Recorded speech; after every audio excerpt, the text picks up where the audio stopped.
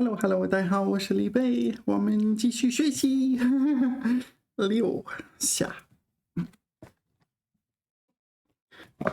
第26课第51页，学习词汇。Oh, so many words，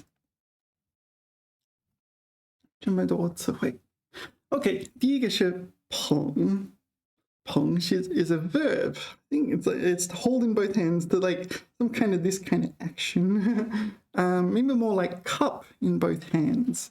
You can use cup as a verb, right? Pong.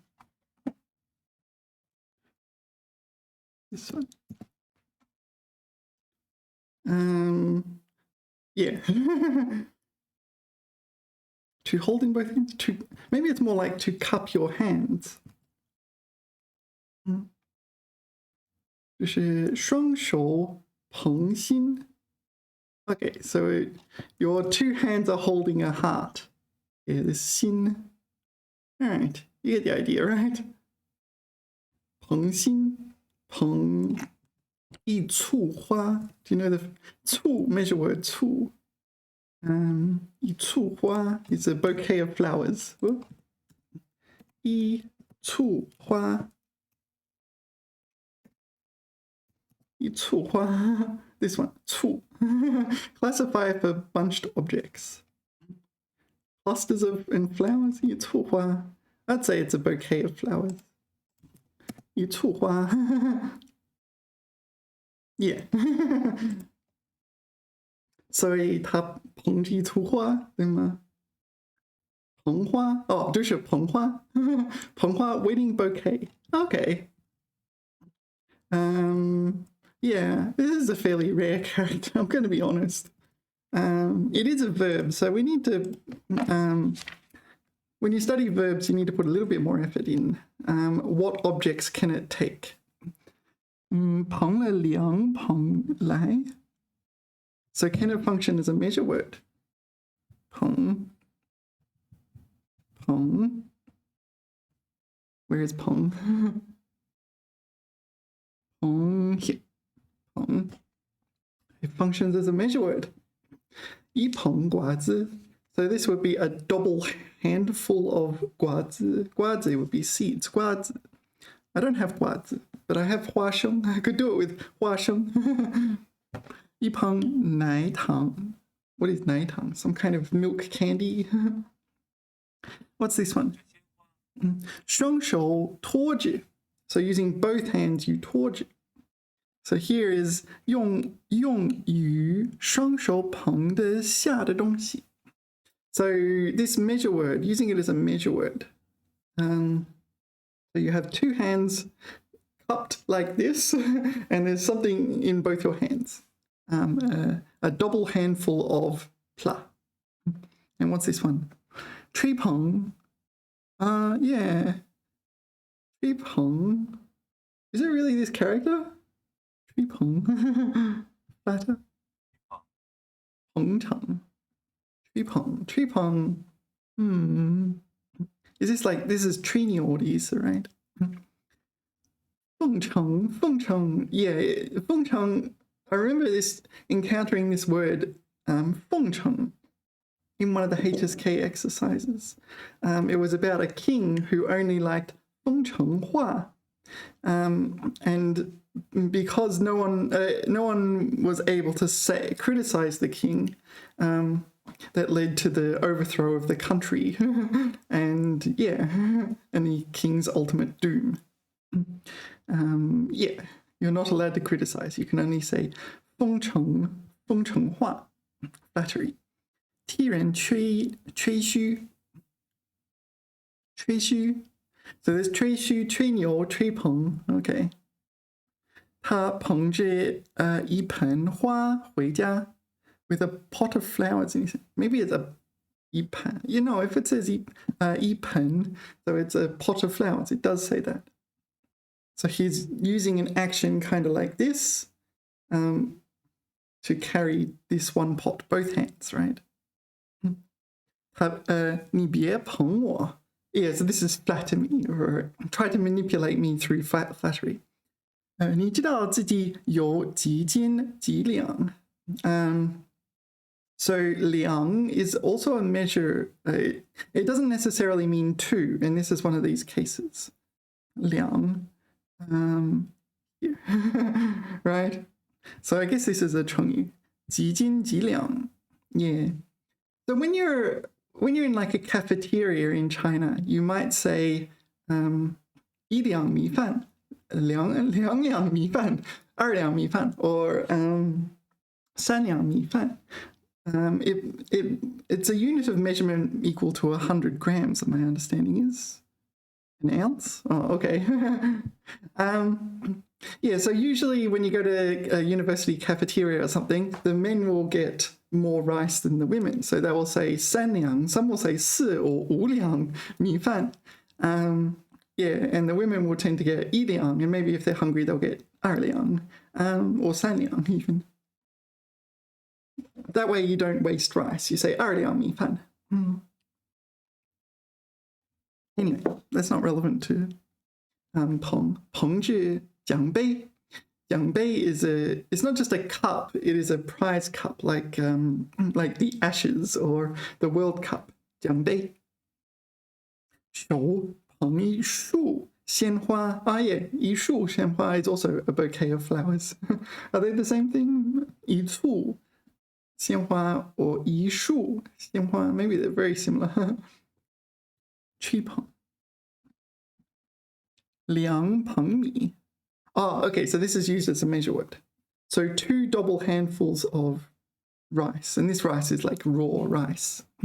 两捧米. 一捧枣, a double handful of jujubes or dates. Interesting. All right, next is 天文. Okay, astronomy, but astronomy would be kind of 天文学. 天文学 would be the study of 天文, astronomical things. Have you ever been to the 天文馆? 天文馆. 天文馆. Is this the one? There's one in Beijing. This isn't the one in Beijing. I don't know where this is. 天文馆. That looks like the one in Beijing, right? Oh, there's Shanghai. Kind of similar. 天文馆. And yeah, you learn all sorts of space facts. And you learn things about spaceships. You learn things about 天体. 天体. You know 天体, astronomical bodies. And 行星, planets. Where's the one in Beijing?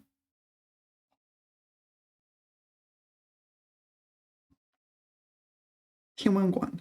So this would mean planetarium, right? Yeah, it means planetarium, but it's more like an astronomy museum. Planetarium is like this. I've been to the planetarium in Beijing. It's like a planetarium and space museum. They come together. Tianwenguan. Oh, this would be the one in Beijing, right? Yeah, I think I've seen that. 中国航天, 航天 is space travel, right? Yeah, this is the one. 天文馆. Because I like science, so I do this sort of thing. They have models of the solar system and this sort of thing. This is for kids. This is the sun, is it? Or is it like a black hole or something? Looks like a black hole. What's that? 探秘北京天文馆. Oh, this is some kind of satellite, right? 卫星, right? I don't know.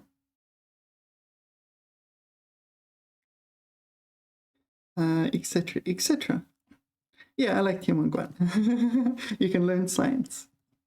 So 天文 refers to astronomy, but maybe we don't have like this precise word in English.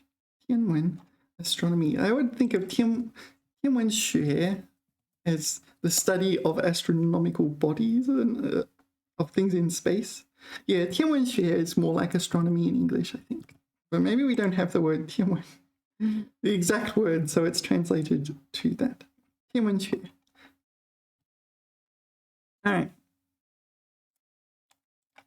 If you take astronomy and delete the onomy, what do you get? Astro. It's just a suffix in English, right?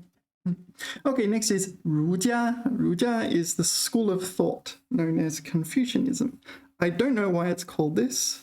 Confucius in Chinese is not this character. 那个孔子孔夫子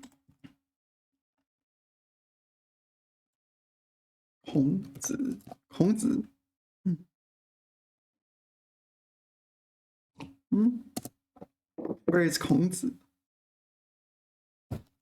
Alright. Why is it called 儒家? I don't know. It's a special character though, 儒家.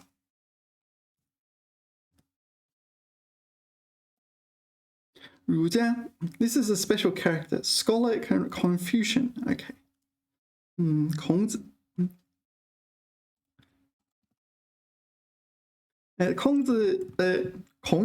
Kongzi and his disciples, kind of, what's the word? Rather influential. And 孔夫子.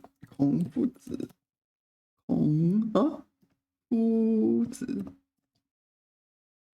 do you pronounce this one?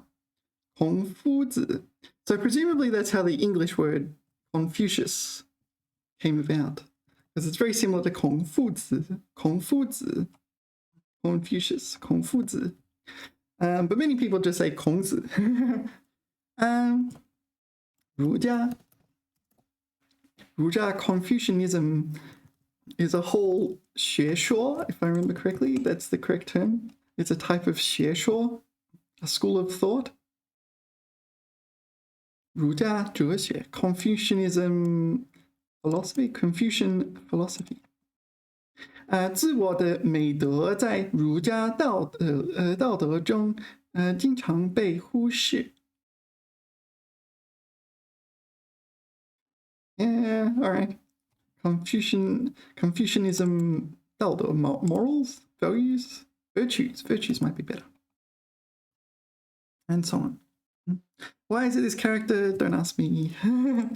Go ask someone who studied the glyph origin of characters like this. Maybe it was like 3,000 years ago this character came about. 家, why is there a 家? I don't know why there's a 家 as well. 家, schools. 家, is it? Refers to the philosophical schools of pre-Han China. Okay, that's why. And they're not relevant for the rest. So it's a special usage of 家. So are there other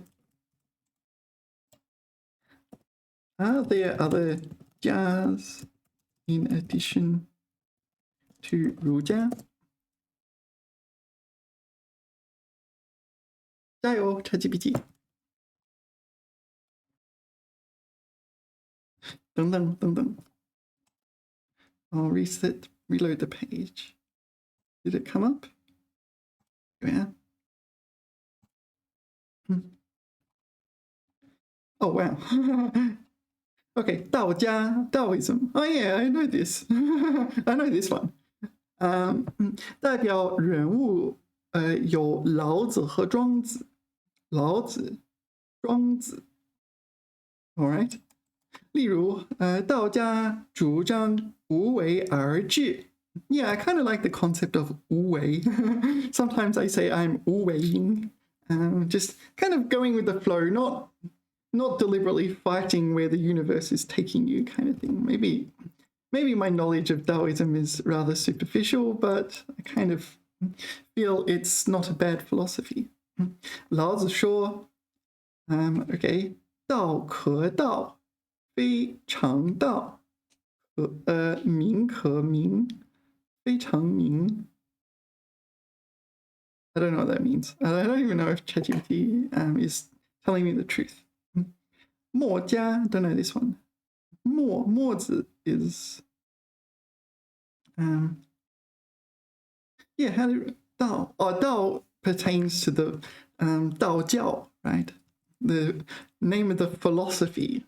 So Dao Jia is the school of thought. Mo Jia is named after Mo Zi, surely, right? Fa Jia No, I don't know this one. 法家 Warring States period. Legalist. 意思 No, I don't know anything about 法家。例如，法家强调法律和秩序，主张严刑军法，严刑 strict law 军法。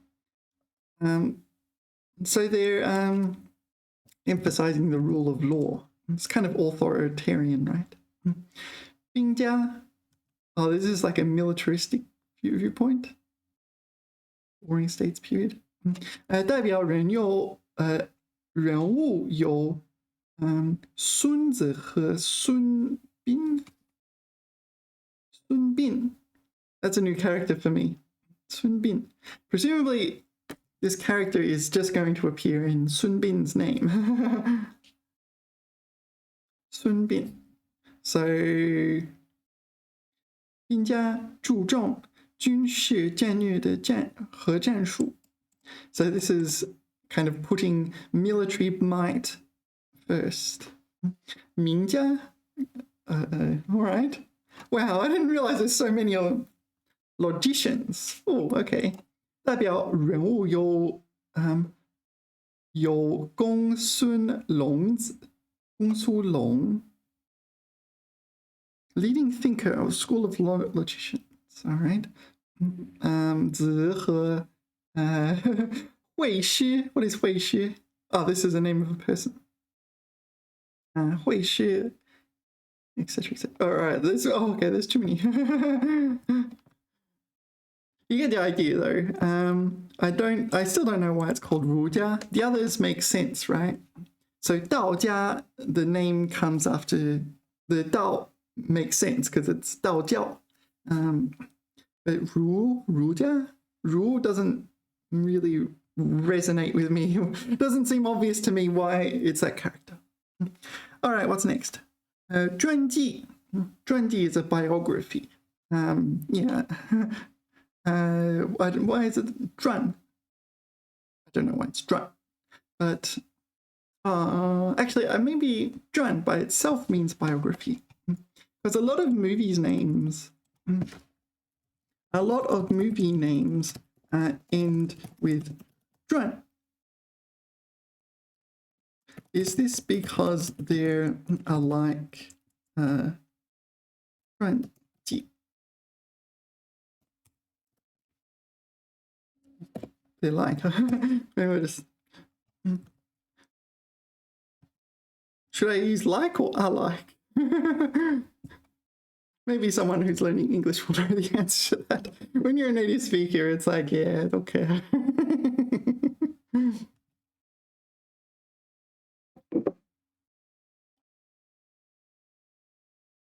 Okay, 孔子传. Is this actually a movie? we'll read the first part.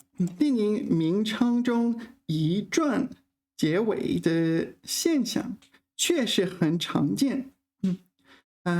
这主要是因为这些电影通常讲述的是某个人物和事件的传奇。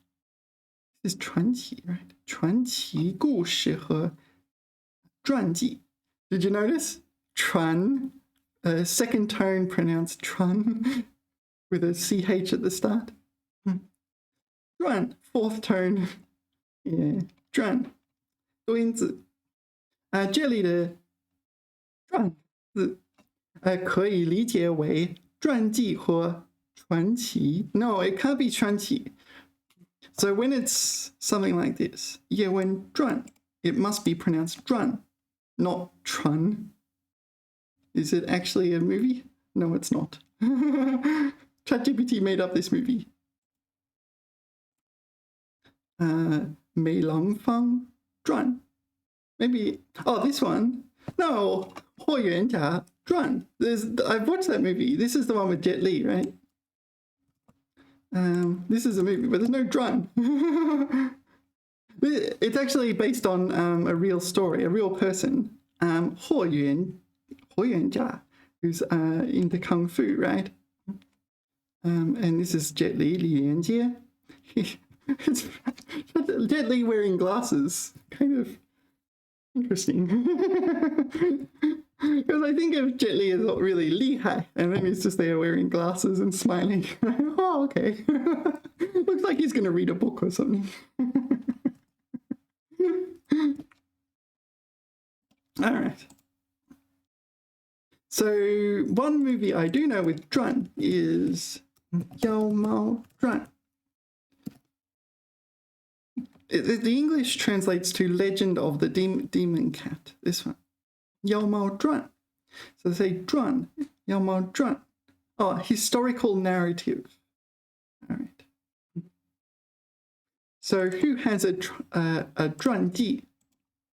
Who has a Zhuanji? Steve Jobs?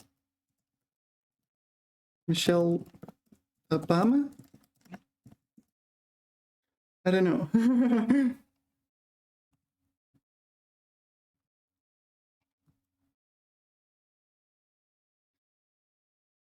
They're both American. I should have picked someone who's not American. Anyway, couldn't off the top of my head think of every single person on the planet and pick the most diverse selection. That didn't work. 传记. So who has a 传记? 这部传记, let's find, I want some names. Yeah, Queen Caroline, okay. 卡洛琳女王的传记. So the biography of Queen Caroline. Who else we got?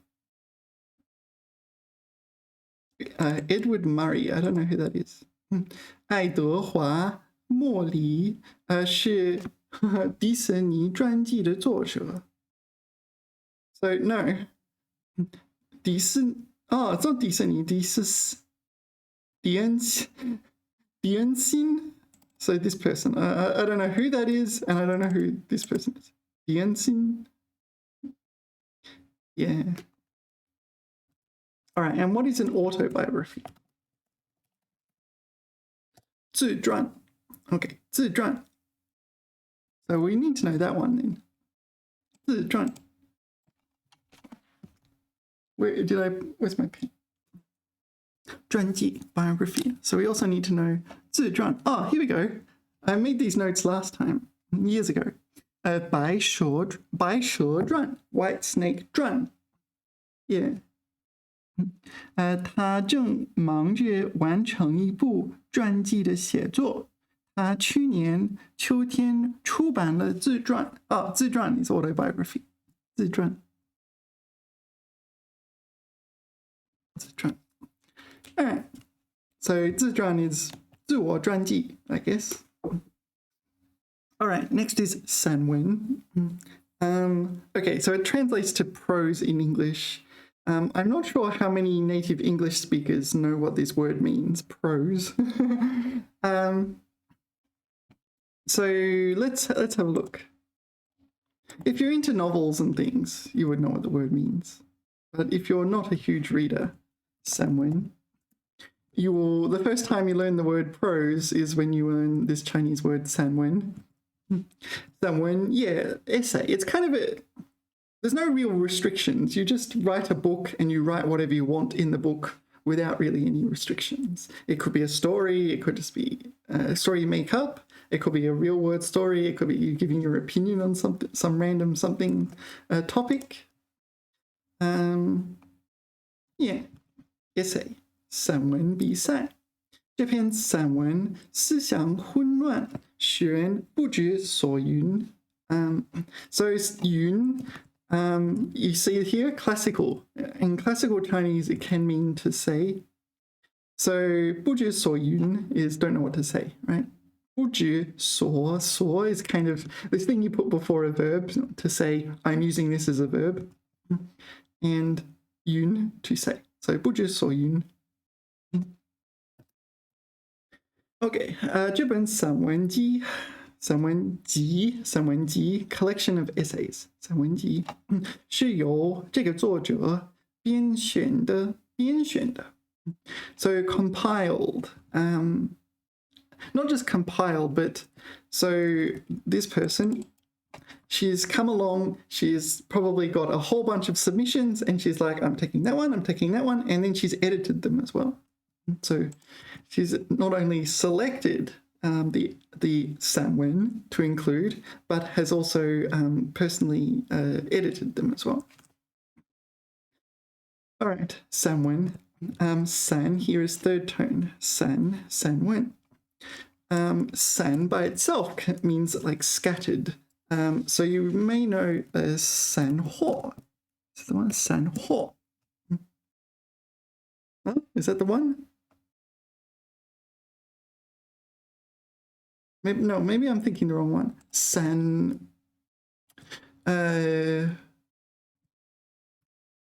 No, I've forgotten the word. Is it not san ho? ChatGPT didn't reply. Whoops. So let's go to ChatGPT and see what's the name of the loose candies and other things you can buy at supermarkets in Chinese. Loose candy. Sandrong. Sorry, I said the wrong thing. Sandrong, this one. Sandrong 糖果. So let's have I'll show you what I mean. This is sandrong 坚果, so loose nuts. So if you come to China, you can buy nuts like this. Like this. You will walk along and you'll see shops that sell nuts or flour or whatever. 面粉.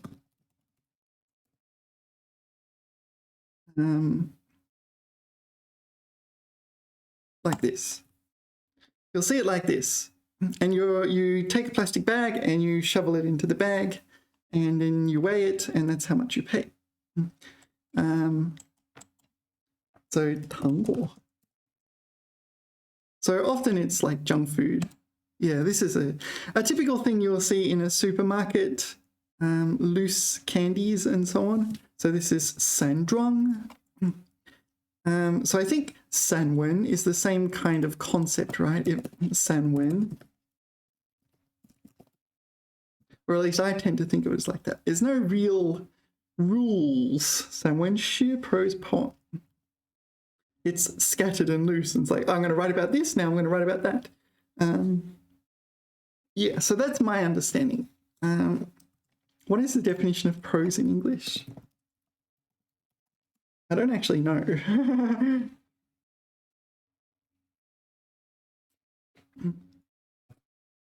Come on. All right, maybe it's not so important. Samwen. So I think, oops, Samwen. Let's go check the dictionary. See if Sanwen, the san is sandrong, the san. Let's go san, third tone. It's a doing. There's also san, as in san fa. That's something to emit, to disperse. Is that right? Need to be a bit careful. So here is san. No, here is sandrong. 零碎的不成整体的. Okay. So I think that's the same one, right? It's not, there's not like a specific something. 散, 不散, 表示动作. Yeah, okay. So san, third tone is an adjective. Or a noun, or a verb. 形容. It'll be, that's what this is saying. It's mostly an adjective, I guess. What is this? 包覆散了. 松开. Oh, okay, this is the verb meaning to loosen. So to cause to become loose. Okay, so third tone adjective, but as we know, adjectives in Chinese can function as verbs. And san, fourth tone, is the verb. 表示动作, 指散开, 排除, 散开. What is 散开? Scatter. 散开. Okay. So I think 散文, that it must be that kind of scattered writing or scattered literature. 散文. Yeah. All right. Next is 历代. This is a little tricky. 历 is 历史的历，代 is 朝代的代。历。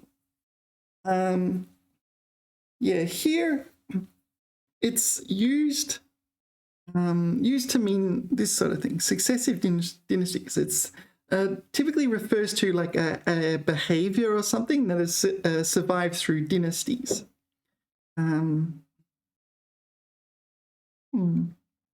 It's a fairly rare word. Let's have a look at some examples. You see it in history textbooks, obviously. Or maybe when someone wants to kind of indicate the long-standingness of something. 西方国家和繁荣稳定的历代中国朝代之间 I'm not quite sure about that one. Maybe we'll just go to the next one.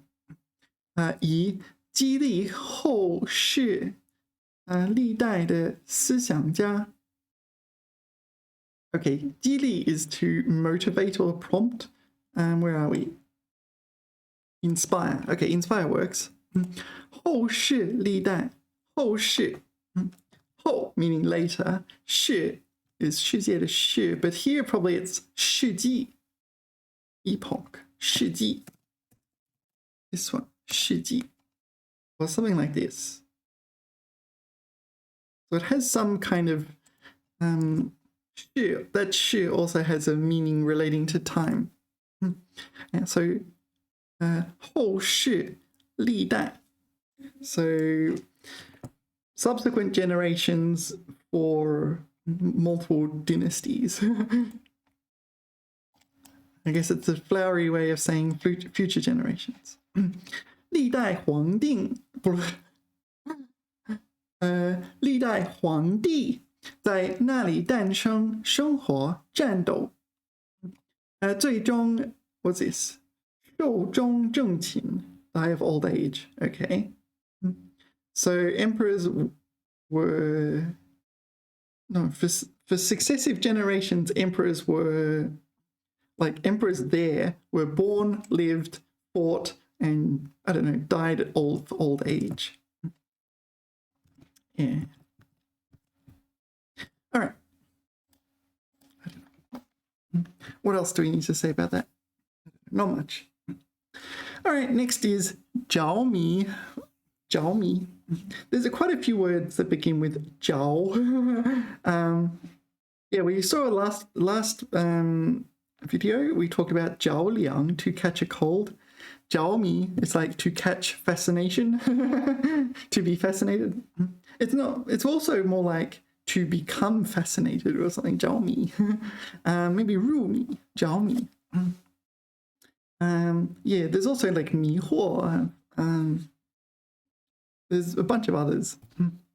着迷, to be fascinated. 着迷. This is a separable verb. 着了迷, right? So we need to pay attention to the grammar. 着迷. We also need to understand how we use prepositions in conjunction with 着迷. So 完全着迷了. Okay. 这个人乐迷们 There's me again. Okay, 乐 is music, right? 迷 is a fan of music in this case. 着迷 I don't know, someone who is infatuated or enthusiastic about music fan. 乐迷们对这个乐队 would be a band.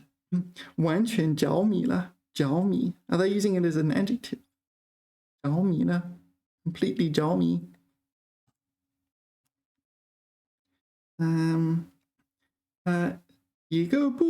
着迷于, so we're adding a preposition after the 着迷,着迷于物质财富的商人.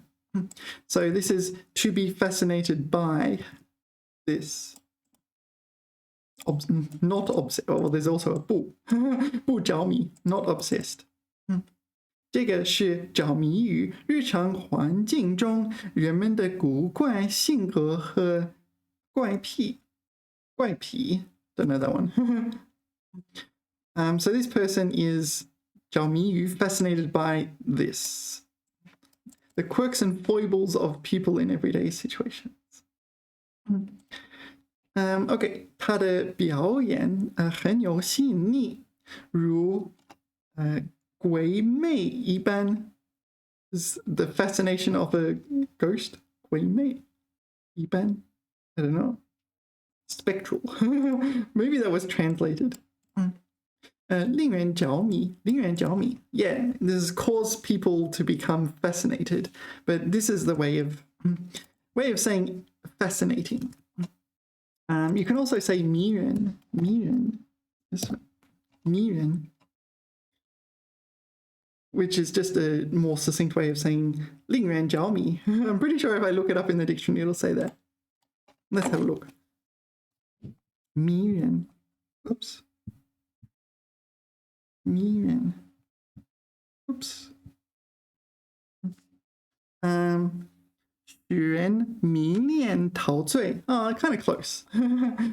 But, okay, 学, I said 令, but this is a synonym. 人 is like people in general. It is not that person over there. It is like this causes people to become captivated. 迷恋 is yet another way of saying fascinated. Different emphasis, different. In your reading, you'll encounter these words and kind of go, oh, 着迷. 着迷 is good for like hobbies or something like that. 迷恋 is, I don't know, maybe more general. 迷恋酒色 wine and women. Okay, 迷恋上的他 infatuated with him. So you can kind of see a different usage there. What are we doing? No, we're doing 迷人. 迷人.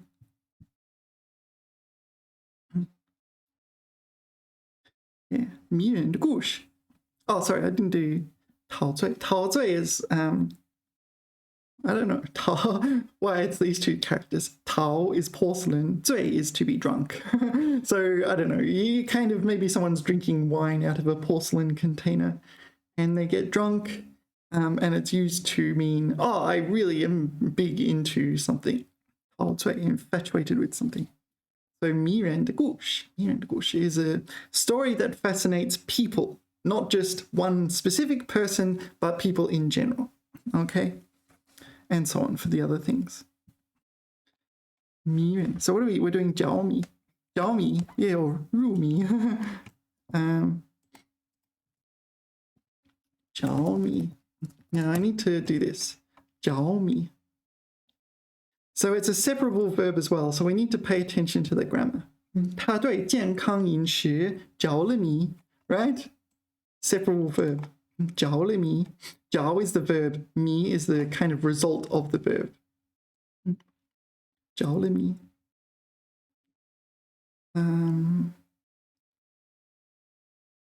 So it's mostly just that, 我着了迷. And you say 我对什么着迷. Is that right? So I am infatuated by X. I can say 我对 X 着迷 or 我着迷于 X. Is that right? That's my understanding. So I can say both 我对 X 着迷 and 我着迷于 X. Okay. I think they're the same. 我着迷于 X. Why I like this English character. No, it's a variable. What's a variable? 量 no. What's a variable? 变量, 变量. That's how you say it in Chinese. What's going on? Is my Wi-Fi or something having a rest?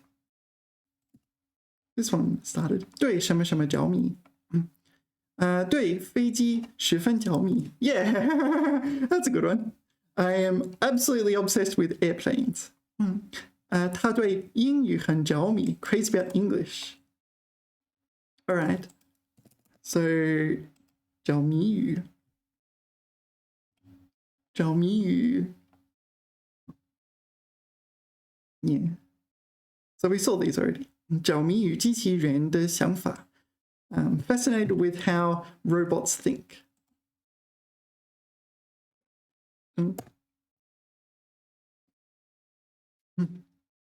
我对古典音乐着迷。I'm fascinated by classical music. 古典音乐。我对他的新书着迷。I'm fascinated by his new book. 我对绘画着迷。I'm fascinated by drawing. 我着迷于古典音乐。Oh, it's the same. It's just using the different grammar structures. So there's that, and we can also separate the 着 and 着迷. So 他令我and also X 令我着了迷。这本电影令我着了迷，他的歌声令我着了迷。这本书的故事情节令我着了迷。这个风景如画。Okay, sorry. So 这个风景如画 this scenery is like art. Picturesque. Oh yeah, we have this word in English, don't we? Sounds like a French word. Probably imported from French. 这个风景如画的小镇. So this is being used as an attributive or an adjective, functioning as to describe the 小镇. 小镇. So 这个小镇令我着了迷。这个风景如画的小镇令我着了迷。Okay. All right, got it? 着迷. What's next? 熏陶. Yeah, so yeah, this is a little tricky. It means something like ferment. 熏 is smoke, and 陶 would be it's a 陶醉, this kind of thing. Maybe it's like, yeah, nurture, edify. I wonder how many native English speakers know what edify means.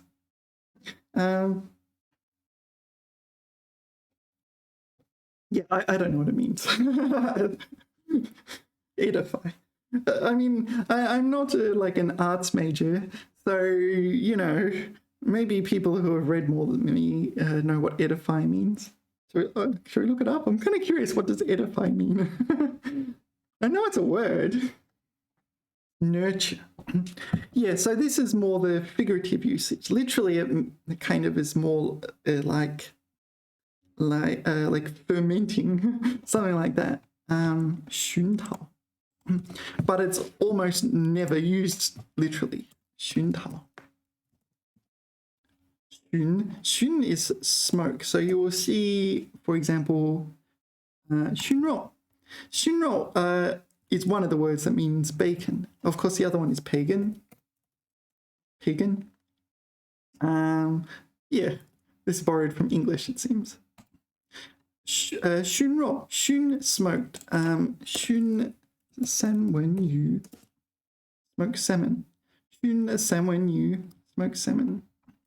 Okay, so that's the kind of cooking process. And I guess 陶 is 陶. Is it something like ferment? Probably pertains to fermenting in some way. 发酵.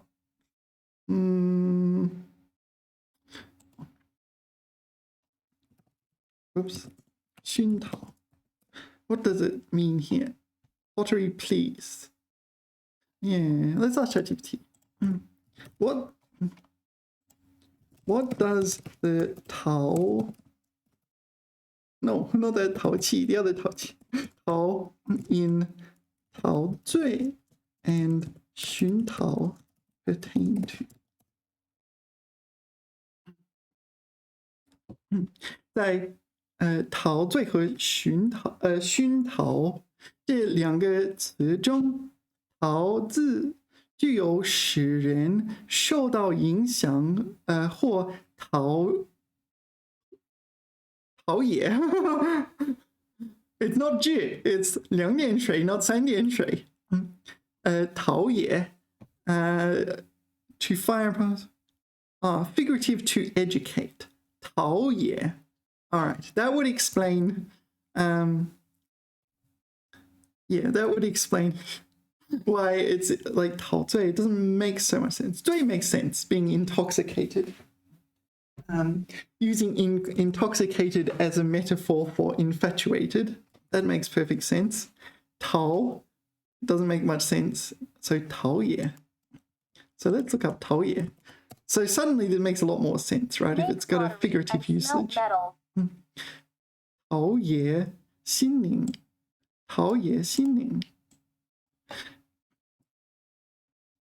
高雅的作品能陶冶心灵 can refine the mind. Okay, I kind of like it. I like it. I like this word. 陶冶心灵. I'm going to jot it down. When I find words that it's like, ooh, I feel like I should know that better, I just put them in my notes. As you see, I make notes on all sorts of things. Yeah, how to make reading more engaging. Yeah, I struggle with reading mostly because I just lose interest. So I'm constantly swapping reading materials. But up until recently, I thought that was a bad habit.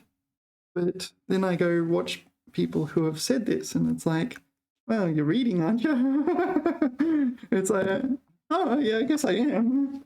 If I keep swapping reading materials, then it's like I read more. Okay, 陶冶. Oh, I want 陶冶什么？陶冶心灵，陶冶心灵，陶冶精神，精神精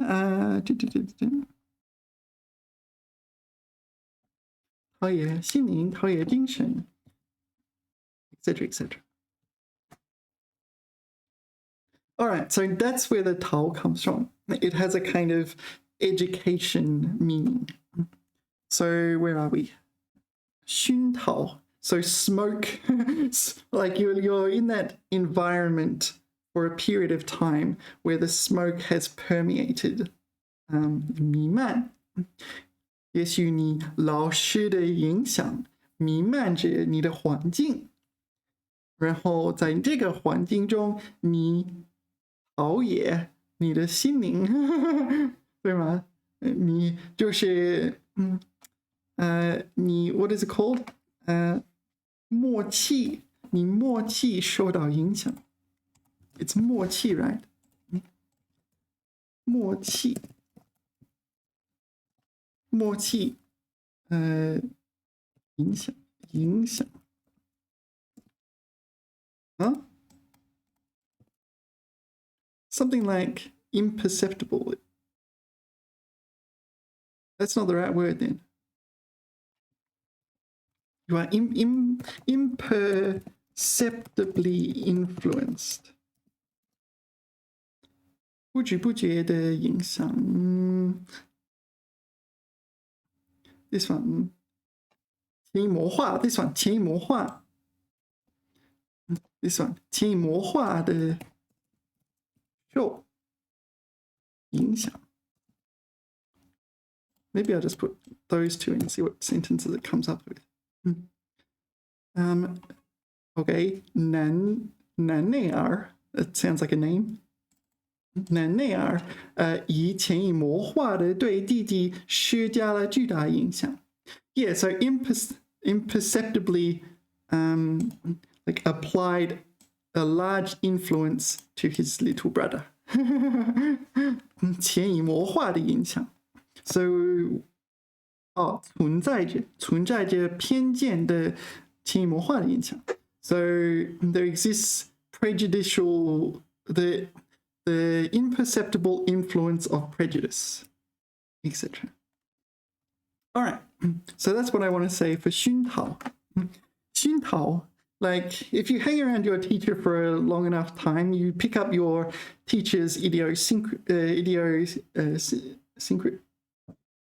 I've forgotten how to pronounce that word. Idiosyncrasy.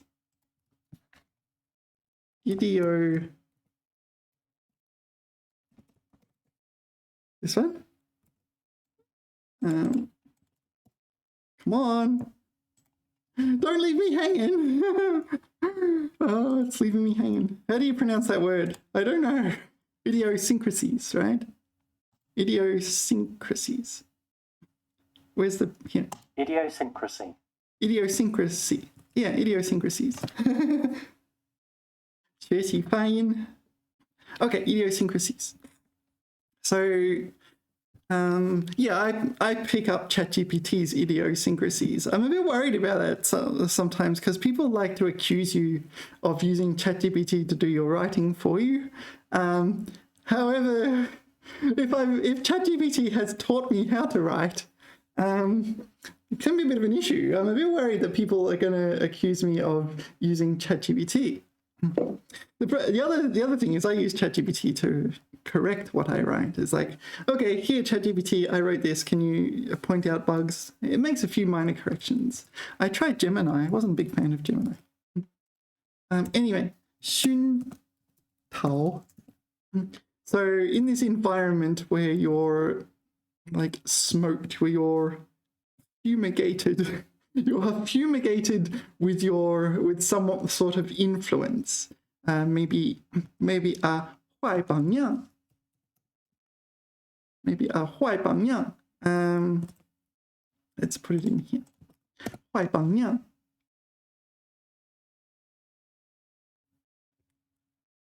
坏榜样 is a bad role model. 在坏榜样的熏陶下. Can this be turned into a sentence? Oh, I forgot to put the sentence in. All right. Very, very slow, isn't it? There's the sentence.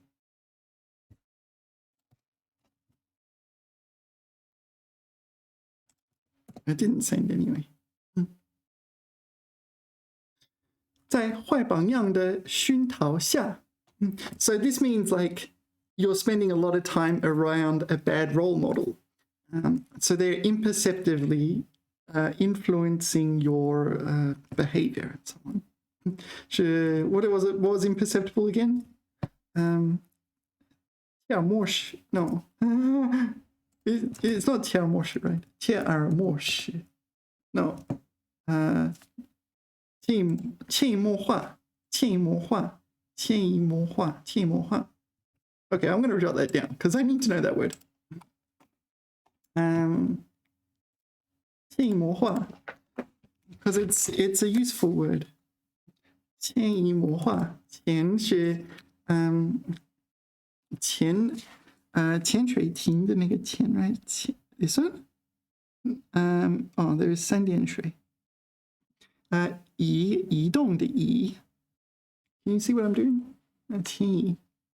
默. 化 is just the suffix, right? The same used in fossilization. 潜移默化, 学化. Actually, yeah, I just realized that there's two 学化, isn't there? 学化. This one. 学化, fossilization. Oh, okay, to petrify. But yeah. And there's the other one is 学化. 学话实说. One of my teachers like to say that. 学话实说. She usually said that before she would say, well, before she would criticize something, I guess. 实话实说. It's kind of a warning. It's like, I don't know, you asked for feedback. I'm going to give you feedback. But that's all right. What are we doing? Yeah.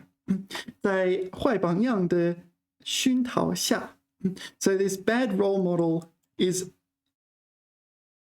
I've already forgotten, 潜移默化的影响你，对吗？ So imperceptibly influencing you. This bad role model. 他逐渐变得不守规矩 So he slowly stopped following the rules.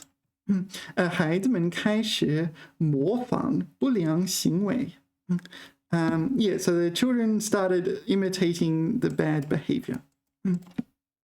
这个团队的工作态度越来越消极 The team's work was becoming more and more 消极 Could be negative or passive. I'm not quite sure which one here. Maybe inactive, actually. Inert?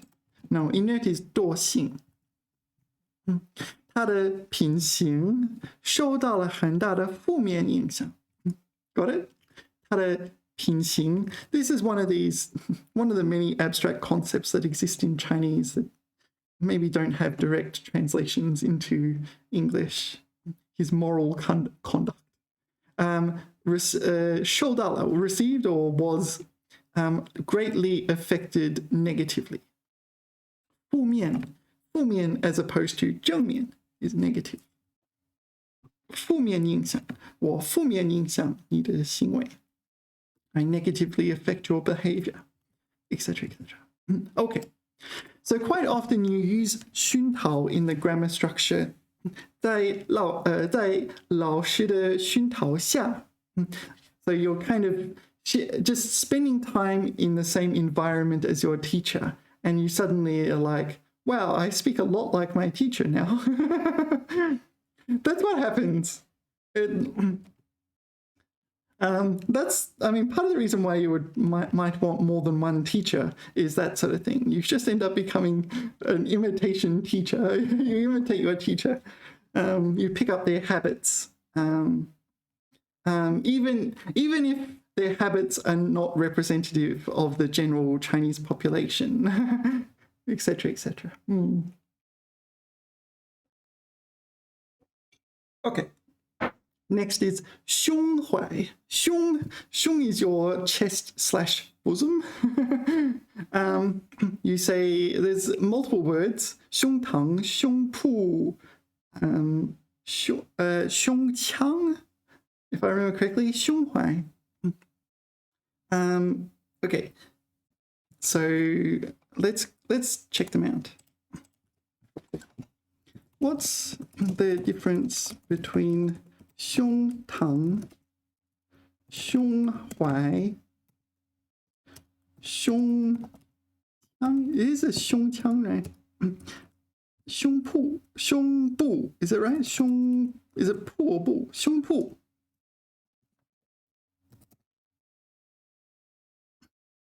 胸膛, 胸怀, 胸腔. Thoracic cavity. I should go ask my sister what this means. 胸脯 is some kind of medical term. Thoracic.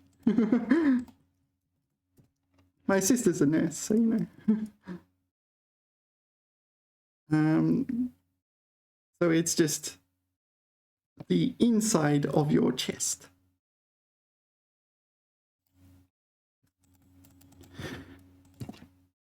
So it sounds like the 胸腔 sounds like a medical term. 胸膛, what is it? Come on. Sorry. There we go. 胸膛. 他挺起胸膛. So this is your physical chest. He's like, respect my authority. 勇敢的面对挑战。冬天的寒风刺骨，他依然持赤裸的赤裸胸膛. Yeah, so do you know the concept of the Beijing bikini?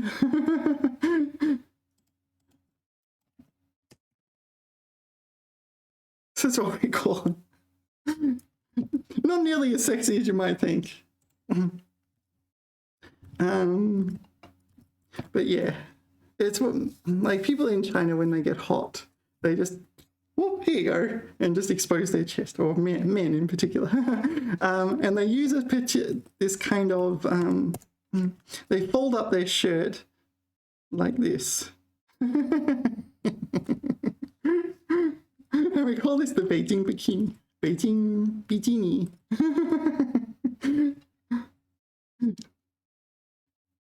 Yeah, like this.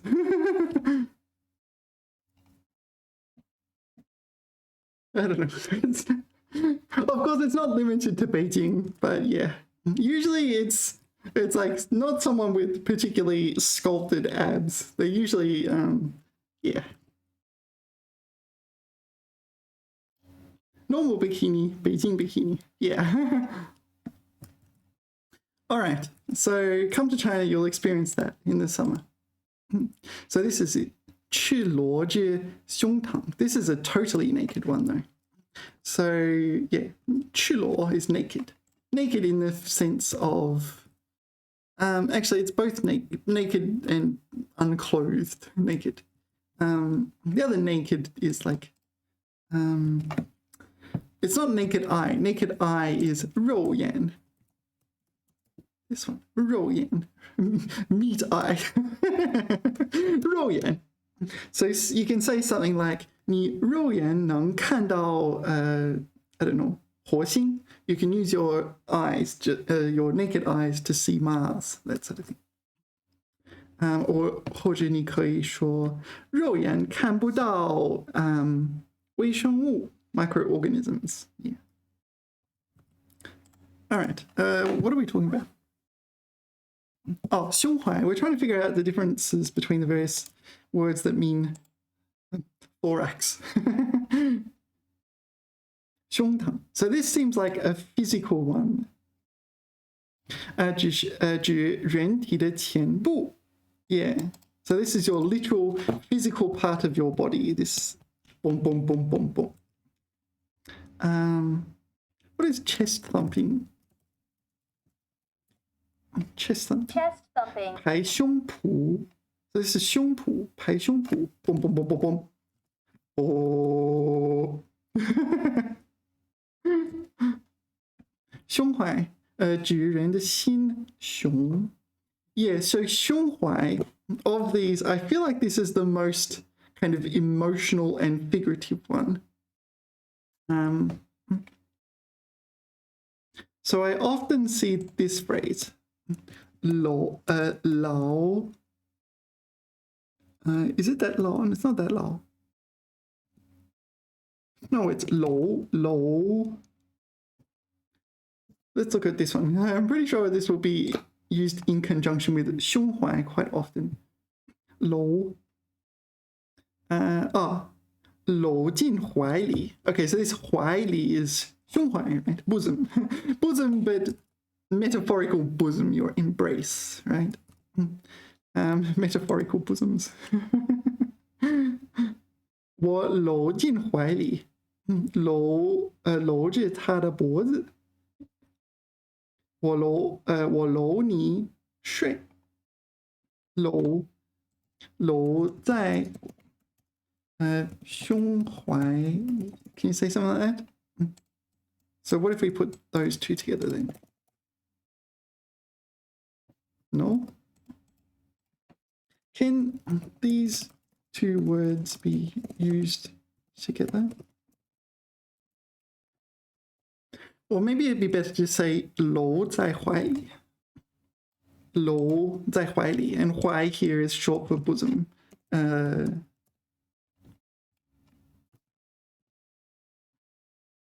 他把他搂在怀里，狂热的亲吻. Okay, got very passionate all of a sudden. 他就会把他搂在怀里. Pash. Pash. 使他镇定下来. Okay, this one's different. This is I am holding you and comforting you. There.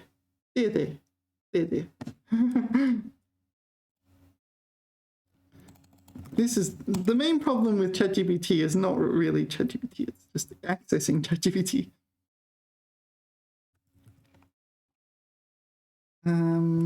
ChatGPT did not reply.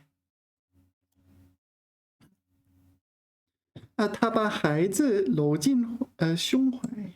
So there it is, 搂进胸怀.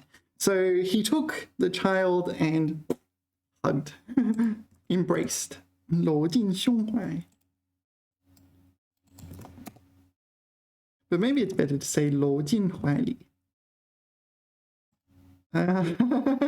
Whoops. He doesn't look very comfortable to me. Okay. So 搂怀里. Okay, 搂怀里. .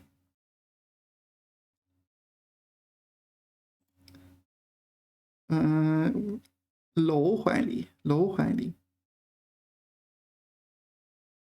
All right. Okay, so 胸怀 is this kind of 怀 used more metaphorically, like to embrace, to keep it in your heart, and so on. 他有一颗胸长的胸怀. So he has a broad bosom. Having a broad bosom means you have a large heart, I guess.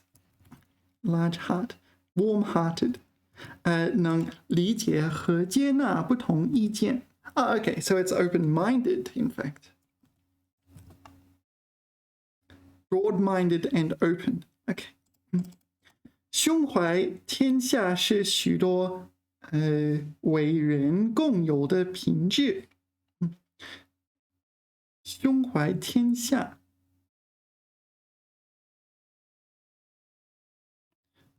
Don't know. I don't get that one. 天下 here seems to be being used as an adjective. So maybe it's like open-mindedness is a value of many great characters, a common characteristic of many great people. Next is 胸腔. Okay, 医生仔细检查了他的胸腔. Okay, so if you go to the doctors, get an X-ray, maybe that would be relevant here. 确保没有内伤, no internal injuries. Okay, so that one we don't need to know so much. 胸脯, right? 胸脯. 小女孩拍了拍胸脯，表示自己不怕. So this is 拍了拍胸脯，好玩。她的胸脯因为居然运动而起伏不定。So his chest, due to intensive exercise, 起伏不定 is like going up and down uncontrollably. All right, so this is also a physical one. 胸脯, 胸膛. Don't know the difference, but it seems like there's a collocation. You 拍胸脯, this is a collocation. So we should say 拍胸脯. All right, what's next? 胸怀, yeah. 搂在怀里, 胸怀. So we should, what was it? 开广, 开广的胸怀, something like that. Open-minded, that's the thing. Among other ways of saying that. Next is 不堪. 不堪 is it says verb, but I think it's usually used as kind of a suffix. You know when you have an adjective, you put 不堪 after it. 不堪. No, 不堪. This one. Unbearably suffix. Unbearably adjective. That's unbearably adjective. Do you remember what was that? yeah, the Age of Ultron said you're unbearably naive. You're unbearably 太天真了. Maybe 天真不堪.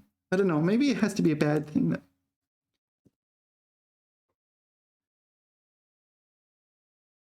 So this is how it's almost always used. 凌乱不堪. So 凌乱 means, well, it seems messy. 凌乱不堪 is unbearably messy, right?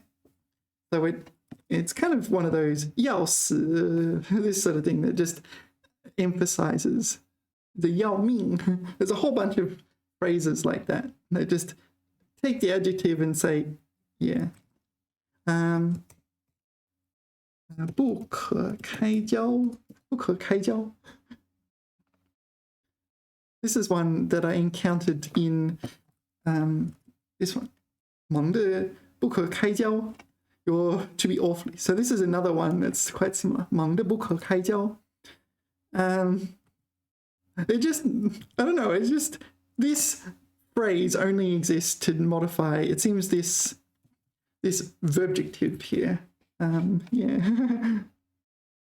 So 不堪 seems to play a similar grammatical role in that it exists to just emphasize 破烂不堪. So it's not just this 破烂, rubbish, no, worn out's fine. It's not just worn out, it's unbearably worn out. Unbearably worn out. This is a very common collocation. 疲惫不堪, like unbelievably tired, unbelievably worn out. Okay, 不堪负荷. So here it's used before 负荷. 负荷 is a noun, is it? So it's, how does this one work? So it's before a noun. So we'll put as a tentative hypothesis that when it's a noun, we put 不堪 before the noun, and when it's an adjective, we put 不堪 after the adjective. So this is like an unbearable load. Oh, here we go. 苦不堪言. Okay, so that still is consistent with the hypothesis. 苦 is it's kind of a verbjective, meaning, I don't know, painful, or what does it say? Bitter? Suffer? 不堪言. So it's 不堪言. This is like unspeakably miserable. Yeah. Maybe, I mean, this could be something special. 蹊跷不堪. 蹊跷, is it 蹊跷? 憔悴. No, sorry, just ignore that. 憔悴不堪. There was a word I was learning recently, which is why I attempted to say that. Something like this one. 蹊跷. Yeah, I just thought, oh, that's a cool word. I should use that, 蹊跷. So I attempted to use it, but I failed. Maybe next time. I thought I got it mixed up. 憔悴. 憔悴. I have encountered this one in my studies. Quite rarely, though. Haggard. Haggard was the usual translation I encountered. 憔悴不堪, unbearably haggard. 疲惫不堪, 疲惫不堪. 不堪伤患. 不堪伤患. Injured person, the food, 重负.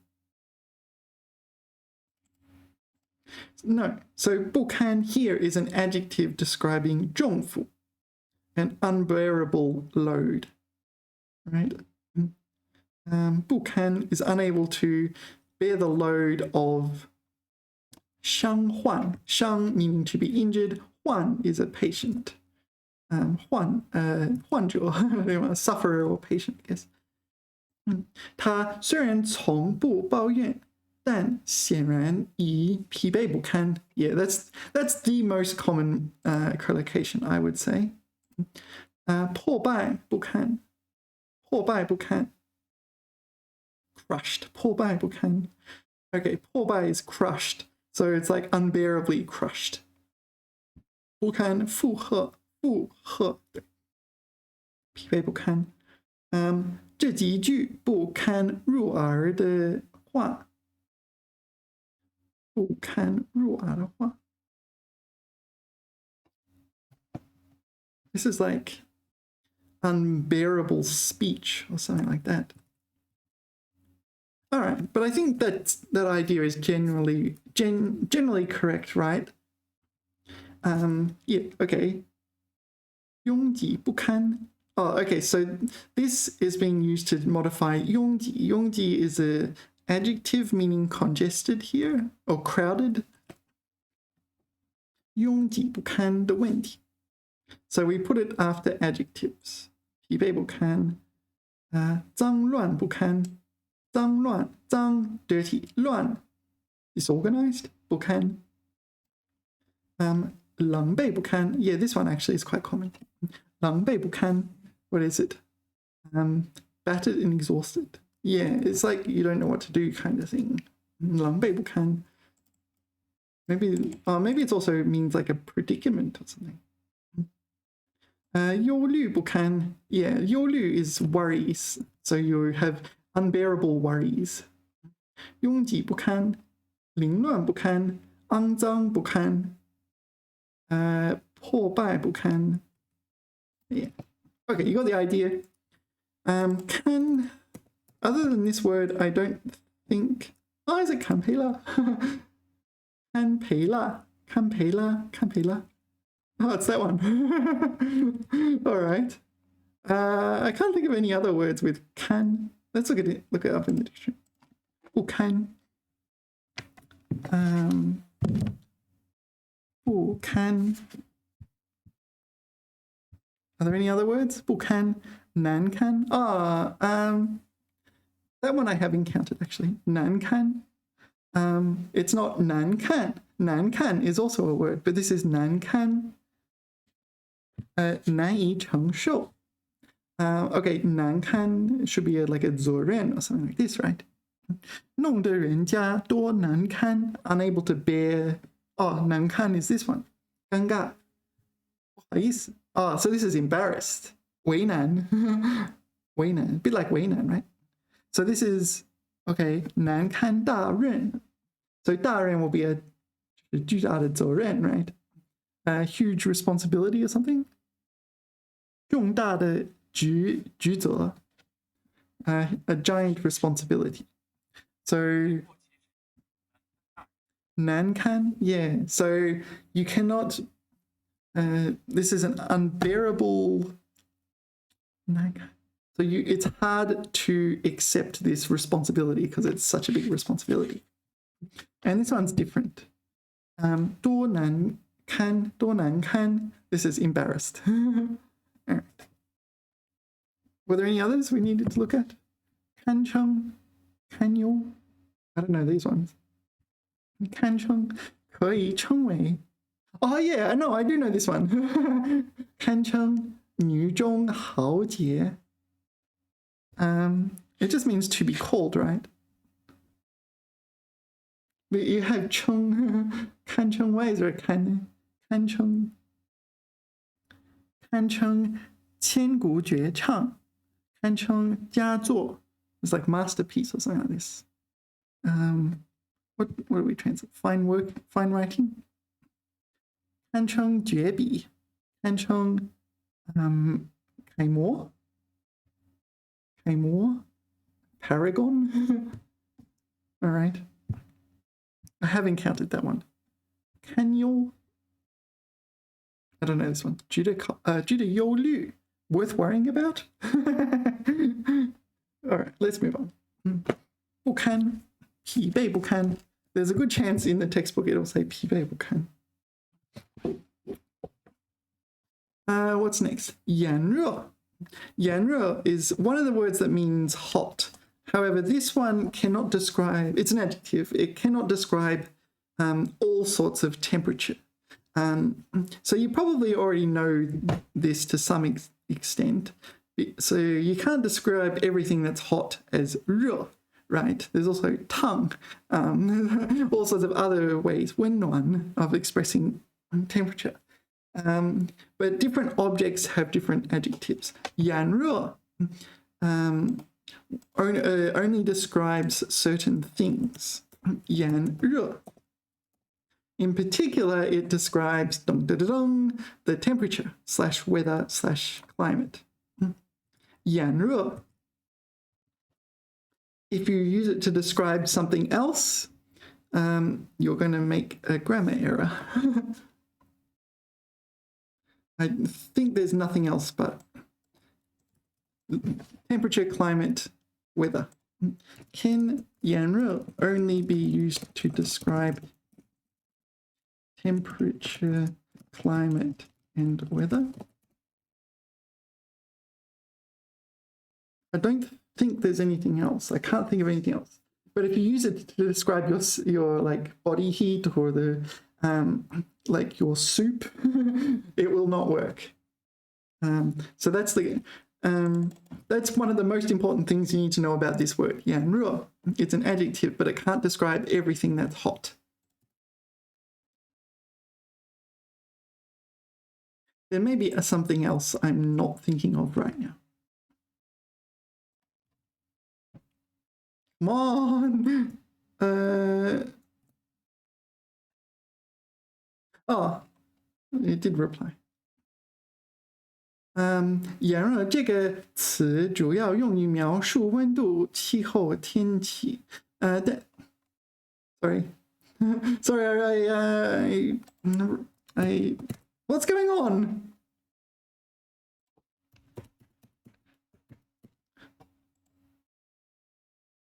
Maybe because it's answering. I asked it twice. Sorry, ChatGPT, I wasted your time. Okay, 可以用于形容与高温有关的环境。Yeah, sure. That's the same thing though. 场景，状态。Okay.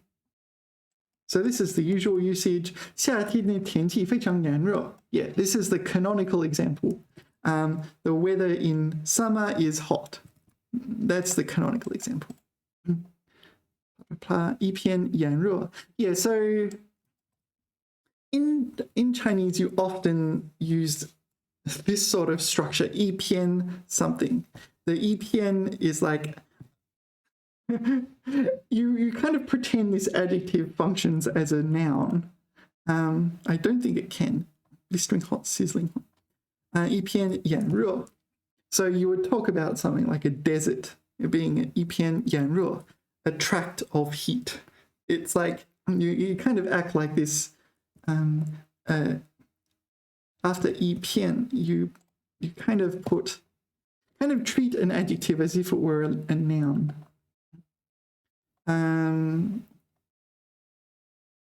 Yeah, 一片狼藉. 狼藉 is a total mess, right? So like a slice of complete mess. 一片寂静. 寂静 means quiet. It's an adjective, right? If you have a tract of quietness, yeah. 一片寒暑, 一片喧哗, 一片喧哗, 一片喧哗. A tract like is I don't know, a square or a region of raucous behavior. Yeah. So I feel like yeah, this is kind of using language flexibly, but you can do this in Chinese. And if you do it, if you do it, yeah, it kind of makes your writing and so on feel more, I don't know, flexible and interesting. So this would be the usual one, 一片尘土, like I don't know, a two-dimensional space of dust, right? So all these horses creating a two-dimensional space of dust, and so on. 一片枪声, yeah, there you go, 枪声. This is a noun. It's like there's a two-dimensional space. Anyone in that two-dimensional space will hear the sound of guns. 一片心率. Liu is a color, right? Xinnu, what is xinnu? So liu is a color green, but it also can pertain to greenery, like in English, actually, and green technology, right? So when I see xin liu, I would think something that's new and something that pertains to vegetation and new vegetational growth. Yeah. So a two-dimensional space of maybe on the surface of the earth of vegetation, newly grown vegetation. Yeah. 红疹、长生、华人。Yeah, so this is the usual one. 一片干面包, a piece of dry toast. So this is just the usual. I'm just going to use this measure word as a normal measure word. 一片冷淡的气氛. So in a two-dimensional space, if you're in that two-dimensional space, then there is an atmosphere in the sense of a general vibe of how things feel in that space. What kind of vibe does that space give? It gives you a 冷淡, like an indifferent, cool. They translated it to frigid here. So you don't feel very welcome. Yeah, there you go. 一片空白. Oh, 空白 is actually a noun, isn't it? So like a square of blank space. 一片漆黑. 漆黑 is black. It's like jet black. I think it translates to jet black, pitch black. 漆黑. 一片漆黑, but 黑 is a color, right? It's an adjective. It's not referring to the color itself, which is a noun. So a tract of blackness. 狂喜, a two-dimensional space of ecstasy, of mad joy, etc., etc. Okay, so 一片 can be used like that. How did we get onto this? Here we are. 环境和场景. But you're talking about the atmospheric temperature. Yeah, 沙漠地区炎热而干燥. Yeah, you're talking about the atmospheric temperature, weather, climate, etc. Oh, so let's see. Maybe there's metaphorical usages. 情绪. Okay, here we go. 他对新工作的热情像炎热的夏天一样. No, but you still used it to describe scorching hot summer. 一样高涨. That's interesting. Does ChatGPT know we studied this in one of the previous lessons? It wasn't that long ago. It's like 3 lessons ago. Does ChatGPT actually remember that we studied this word? Or is it just a coincidence? 市场上的竞争气氛如同炎热的天气. No, again, it's sure you're using it as a metaphor, but your metaphor is scorching hot weather, right? So I think I'm correct. So this one, 气温, atmosphere, it refers to the temperature of air. Okay. Then, so while we're here, let's look at 发炎. This 发炎. Yan pertains to heat in various ways. 发炎 is to, as you see here, it has this kind of inflammation meaning in yan. So 发炎 is to become inflamed, right? 发炎. You can also say 发烧. 发烧 is for fever though. 发炎 I guess is more general. 瘙痒, 瘙痒, 瘙痒和发炎. Itchy and inflamed. 伤口发炎了, so became inflamed. The wound is 伤口. There's also, what are we doing? We're doing 炎热, are we? 炎, what other words have 炎? There are other ones. Can't think of them off the top of my head, so let's look it up. 炎热.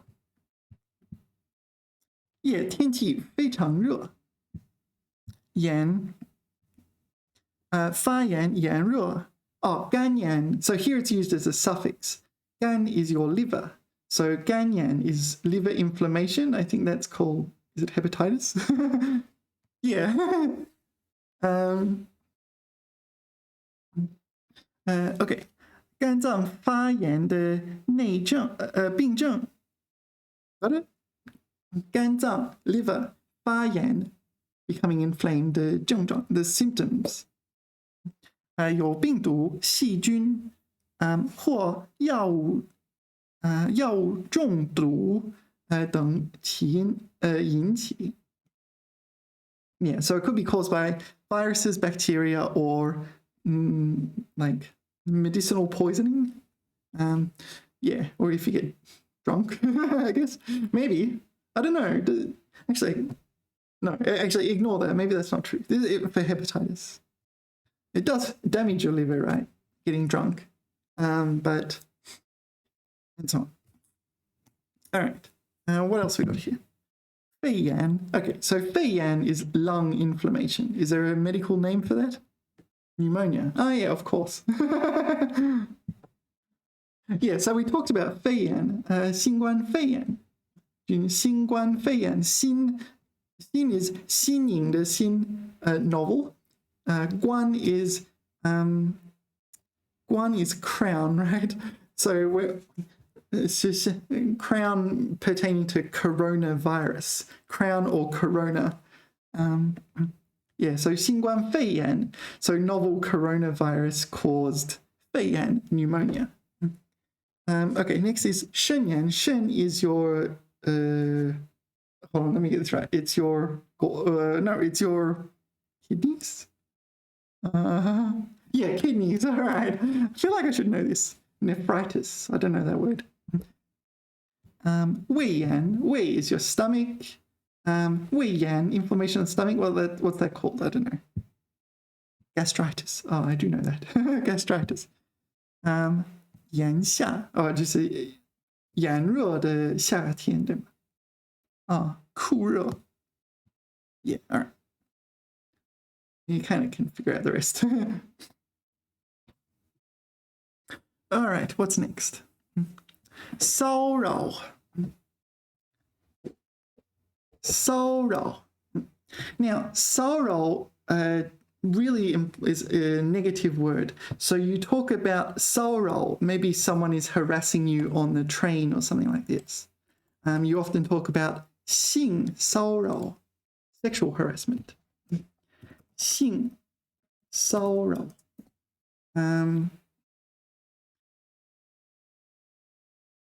Yeah, this is the kind of thing you kind of think of. Or this. It's like, oh, I'm just going to pretend I trip it over and do this to you.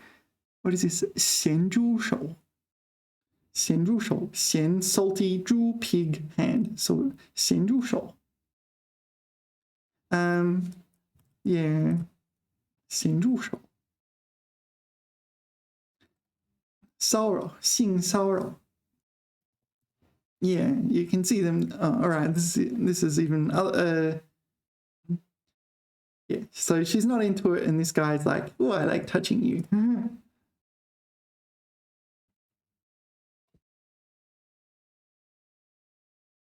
骚扰. 骚扰 is not necessarily sexual harassment, though. It's harassment in general. 骚扰. So maybe he's being harassed by phone calls. 骚扰. Well, it's like stock photo. Yeah. All right. Yeah, sometimes you do get harassing phone calls. 购买便宜茅台酒. So buy cheap 茅台酒. Maltai is the famous brand of 白酒. Right? 怂恿免费学英语. 怂恿. What is 怂恿? 怂恿对吗？怂恿免费. Don't really know this word. 怂恿. What is this word? 怂恿. To instigate, incite, urge, encourage, 怂恿. All right. So this guy's getting harassed by the English equivalent of Duolingo. Duolingo harasses you if you don't study English or whatever language you're studying. Okay, 被插中旅游大礼包. I don't know what that means. 大礼包. 防骚扰电话软件 anti-harassment software. All right, so 骚扰 means harassment. It usually means a form of harassment that's really quite negative. This sort of thing, you just like, just leave people alone, let them enjoy their life, kind of thing. It's also used somewhat metaphorically. Like from time to time, I've encountered it used metaphorically. 骚扰. Yeah, I remember someone saying that to me, 骚扰. And it was like, 骚扰? You mean 打扰? Yeah, sometimes it's used, what's the word? It's like hyperbolically. It's just an exaggeration of 打扰 sometimes. To disturb, yeah. But it can be very, very negative. 骚扰已让他忍无可忍. Is that like unbearable? Last straw? 他声称在工作中受到性骚扰 sexual harassment. 他派遣大批官员到这里骚扰我们的人民. So he sent many officials to harass our citizens. So maybe this is some kind of, I don't know, dictator or something, or some unpleasant ruler. 性骚扰. Yeah. So, but it can be used metaphorically. So if someone says that they're 骚扰ing you, when they're clearly not 骚扰ing you, they're just kind of making chit chat. It's kind of like deadpan humor or something like that, I guess. You can just say 打扰. 打扰. 打扰 is a better choice. 打扰你. 打扰你了. This is a normal thing. 打扰我不想打扰你，但是我有一个问题。什么问题？对不起，打扰一下。Sorry, I have to interrupt you for a second. 打扰. Okay, so I don't really know this character in any other words. 骚扰. No, I can't think of anything else. 骚扰. 骚扰. It says 搅扰, 搅扰, 使不安宁. Yeah, so this is make someone feel uncomfortable or even unsafe. More uncomfortable. 骚扰百姓, harass the public. What is this? 搅扰, disturb, annoy, cause trouble. Yeah. Also molest. Yeah, this sort of thing. You're just kind of, sorry, but I'm just going to grab this part of your body. 不断受到恐怖分子的骚扰 harassed by terrorists. 他不停地骚扰我 He keeps harassing me, disturbing me. Well, whoever is saying this doesn't like his behavior. What else is 骚? 牢骚? I don't know that word. 骚扰. So what is 牢骚? Complaint. 发牢骚. Maybe I've encountered that word. 发牢骚. 满腹牢骚. Man is to be completely or filled. 腹 is your 腹部 is your abdomen. That sort of thing. 满腹牢骚. So your abdomen is totally full of 牢骚 complaints. 骚乱, 风骚. I guess 骚扰 is the most important of these. Maybe 牢骚as well. 扰. There's 打扰, 干扰. Probably, what else is there? 扰乱. Yeah, 扰乱. This is to cause something to become disordered. 扰乱. Throw into disorder. Upset. 困扰, yeah, 困扰, where are we? Here. 困扰. Perplexed. 困扰, all right. 骚扰, 侵扰. 侵扰, is this invade? 侵扰, invade and harass. All right. 惊扰, to shock and harass, I guess. Anyway, what's next? 贫乏. 贫 pertains to poor, impoverished. 乏 缺乏的乏, right? It implies lacking. You're lacking something that you would want. So you're presumably because you are poor. 贫乏, what's the definition they give? 穷困. 穷 is also another word for poor, right? 困 is like destitute or something like this. Poverty stricken. And 短缺 is a shortage. 不丰富 is not wealthy or enriched or something like this. 资源贫乏. Oh, okay, so this is not poverty. It's more like lacking or shortage thereof. 贫乏的精神生活. A lacking mental life.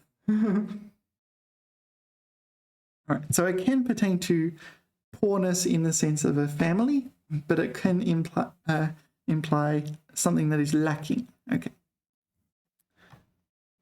贫乏. Yeah, 贫乏. All right, what's next? 艰难, 对吗? 艰难. I've put noun here as well. Usually it's an adjective. 艰难. 艰 meaning difficult. 难 meaning difficult. So 艰难 meaning difficult, right? 对失业者来说，学事艰难. Times are hard. So the current time and world is hard, I guess. 失业者, 失业 is to become unemployed, right? Or the concept of unemployment. 失业者 is someone who is unemployed. 那是个艰难而动荡的时期, a difficult time. 动荡 is tumultuous, maybe? Full of turmoil? So it seems like 艰难 is good at describing times, like periods of times during life, during one's life. 一个人独立抚养孩子是艰难的. It's a difficult task to raise a child on your own. 有时会很艰难. 一段艰难时期, 一次艰难而曲折的旅行. 会多么艰难. Extremely challenging. Yeah, so it seems like it refers to periods of time. Let's look it up on Pleco.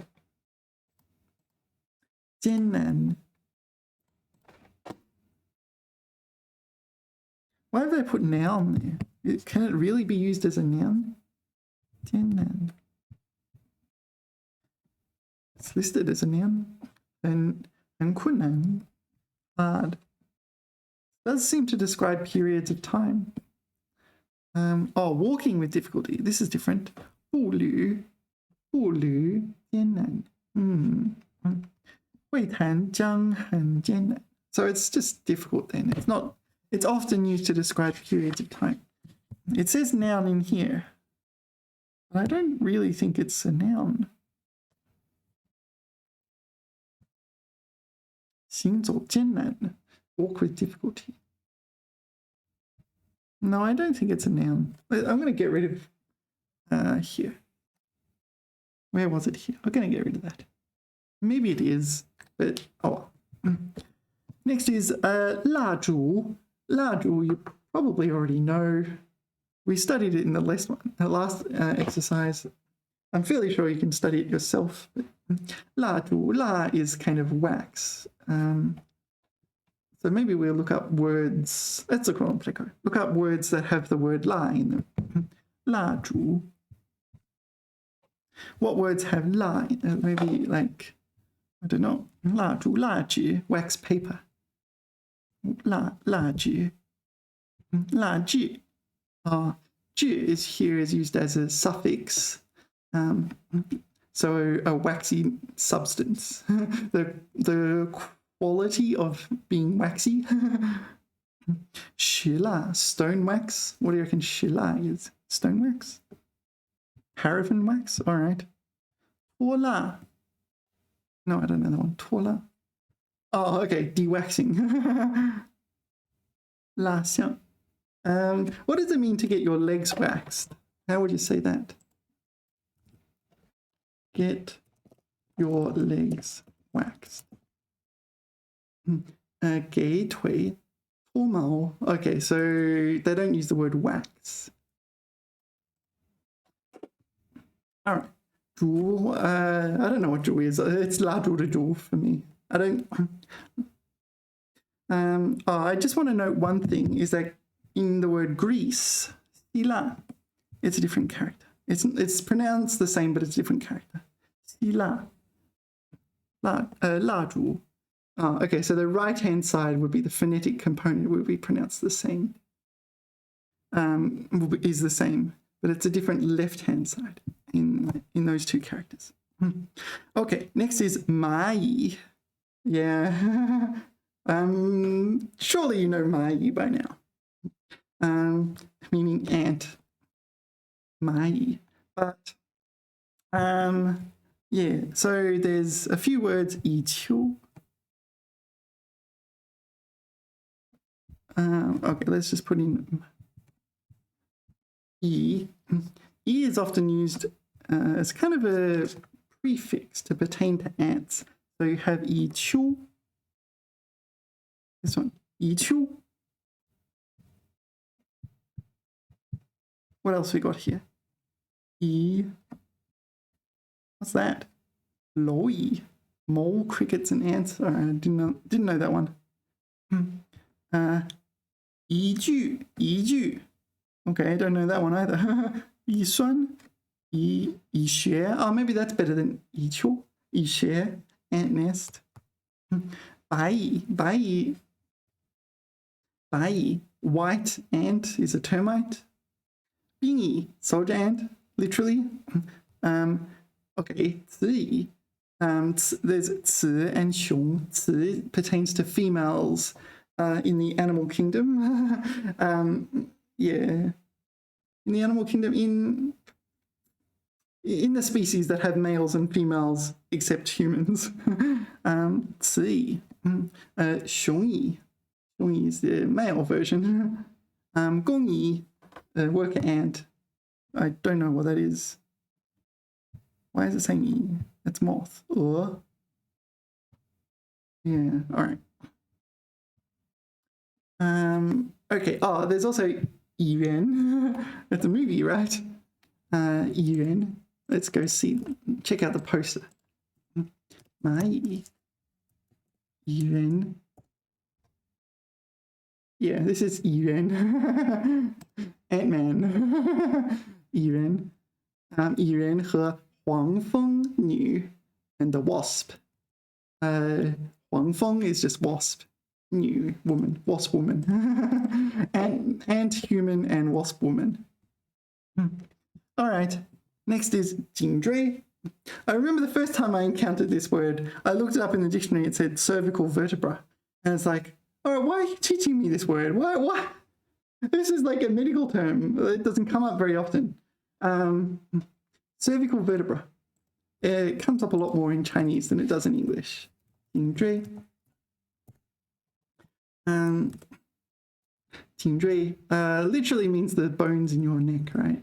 颈椎病, cervical spondylosis, all right? 颈椎, the 7 cervical vertebrae of the neck in humans and most mammals. So presumably in vertebrates.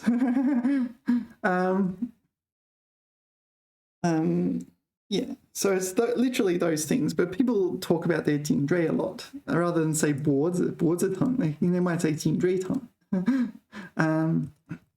You can also say 脊椎. 脊椎. What is 脊椎? I don't know actually. 脊椎. Oh, 脊椎 is just your backbone, whereas 颈椎 is that special part of your backbone. Okay, 脊椎. No, 颈. Can you say 脖颈? Is that right? 脖颈. 脖颈. So this combines 脖. Maybe I'll get my tone better. Pronounce tone better. 脖. 脖子的脖. Your neck. 颈. 颈椎的颈. 脖颈. 脖颈. 脖颈疼痛. So neck and spine pains. 脖颈疼痛. Yeah.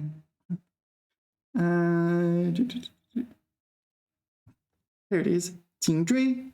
软支撑. Okay, 支撑 means to prop up something. It is a verb meaning A props up B, meaning to physically prop up something. Presumably here it's used to describe this device to prop up your cervical vertebra. All right. 颈椎. Yeah, so the first time I encountered it, it was like, why on earth are you using such a precise word? Yeah, it's used more commonly in Chinese than it is in English. Yeah, you wouldn't say your cervical vertebra in English, not unless you're a doctor or visiting a doctor. I feel my cervical vertebra is having issues. My cervical vertebra is hurting. Yeah, you don't say it in English, but you say it a lot more in Chinese. Next is roll. Roll. Is it second tone or third tone? Roll. Second tone, right? Roll. Second tone. Roll. So it usually means to rub. And whenever I encounter this, I tend to think of roll, roll, roll, 屁股. Maybe, oh, my 屁股 is hurting. Roll, 屁股. You rub your bottom. Oh, that's better. Oh, no longer hurting. This one, 揉一揉眼, 揉了揉眼睛,揉眼睛. Maybe rubbing your eyes is not good for them, or at least your parents will say that. 揉眼睛, 眼睛, 揉眼睛, 揉眼睛.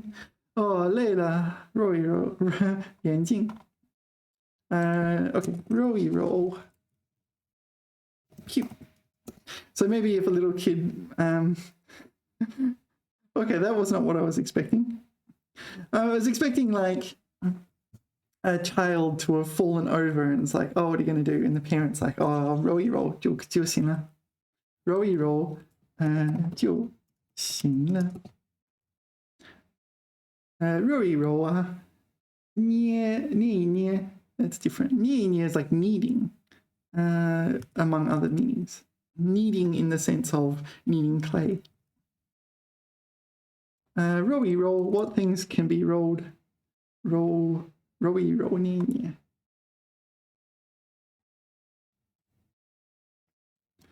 Maybe I'll just put roll by itself, see what comes up. Roll. This is, what is clay again?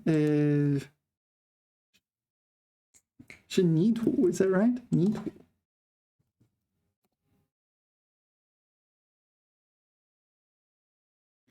Did they use 泥土? 揉泥. What's that? Oh, that's a traditional character. That's why I don't recognize it.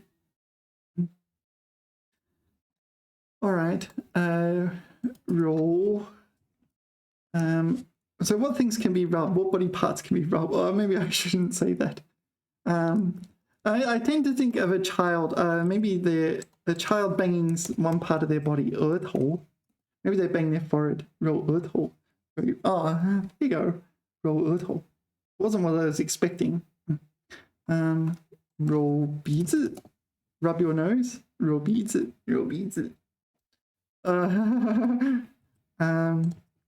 that's roll. All right, that's roll. Next is gnaw. All right, maybe how are we going for time? Maybe we'll make this the last word for this video. Gnaw. This gnaw comes in a word for Norway. Norway. Norway is Chinese for Norway. Norway. However, gnaw is a verb. Usually it means to take something and move it not very far, just to the side or something like this. Gnaw dong. Gnaw, what is this? Oh, is this like Noah's Ark or something? Noya. Oh, okay, Noya is Noah. Okay.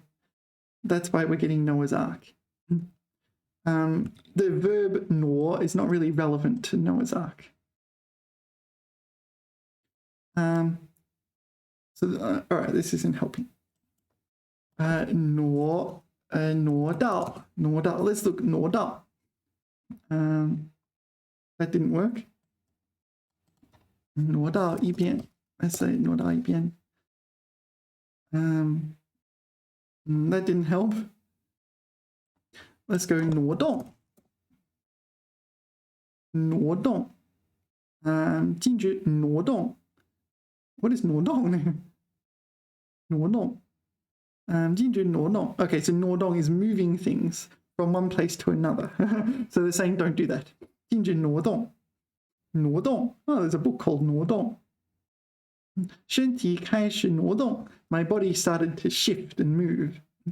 Yeah, usually when you 挪你可以挪椅子 It's like you shift, you move it slightly. 挪 挪 This isn't working. Okay, let's put it in here. 挪那个挪挪一挪你朝前挪一挪 So this is 朝前 is facing forward and you move forward a little bit. So not literally facing forward. This is used as kind of a preposition. 朝 facing towards this preposition or usage. So you 朝前 facing towards forward 挪一挪 move. 约翰挪一挪 move up a little bit. It's like move a little bit, shift to one side or this sort of thing. 向后挪一子 So this is like pushing back on the chair, like me, this sort of thing.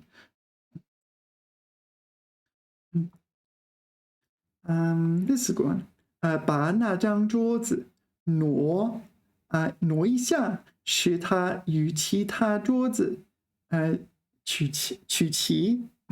Okay, so take the table and shift it slightly to make it 取齐, like leave even, like level or like what's the word, parallel or in line with the other tables. Yeah. So you're not moving it across the country, you're just moving it slightly to the left or slightly to the right, or maybe maybe you're moving a painting to make it if 那幅画